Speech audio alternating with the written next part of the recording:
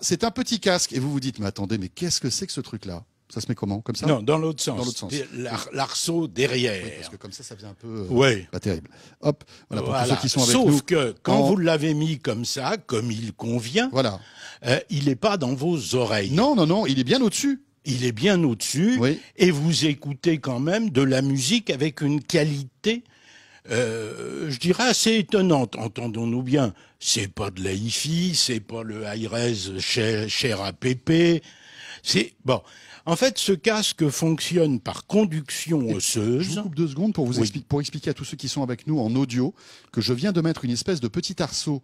En fait, voilà, on dirait un petit casque avec arceau, sauf que les écouteurs ne sont pas dans mon oreille, ils sont sur mes tympans pratiquement. Ils appuient sur vos tempes. Sur vos tempes, pas sur voilà, pas les tympans qui sont un petit peu plus hauts. Ben, les tympans sont surtout dans l'oreille. Ah oui, oui, bien sûr, la tempe, vous avez raison. Le gros mérite justement de ces aftershocks, c'est leur nom, c'est de laisser les oreilles disponibles pendant qu'on écoute de la musique. Et il y a des tas de cas où c'est vachement intéressant.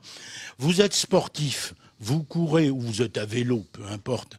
Le camion qui vient derrière, quand vous avez le truc qui vous rentre dans les oreilles, vous ne l'entendez pas. Les risques sont relativement importants. Avec ça, vous entendez. En fait, c'est un truc qui est dérivé de la technologie militaire. Initialement, ça avait été fait pour que les groupes d'éclaireurs ou de tireurs d'élite américains puissent écouter leur environnement, ce qui est tout à fait important. Pour pas qu'ils soient isolés véritablement. Voilà, tout en pouvant écouter et répondre aux ordres.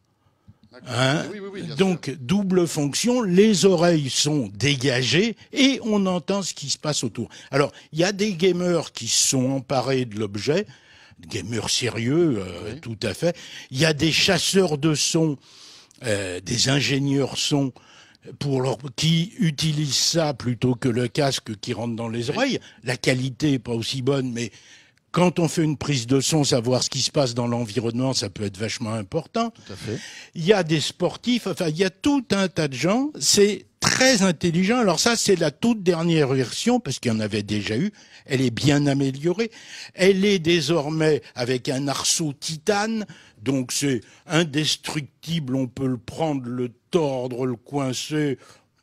Ça revient comme si... Oui. C'est super bien foutu. Ça s'appelle Aftershocks, parce qu'il y a imprononçable. Trex, T-R-E-K-Z, Titanium. Et ça vaut 150 €. Ça marche en Bluetooth. Autonomie 6 heures.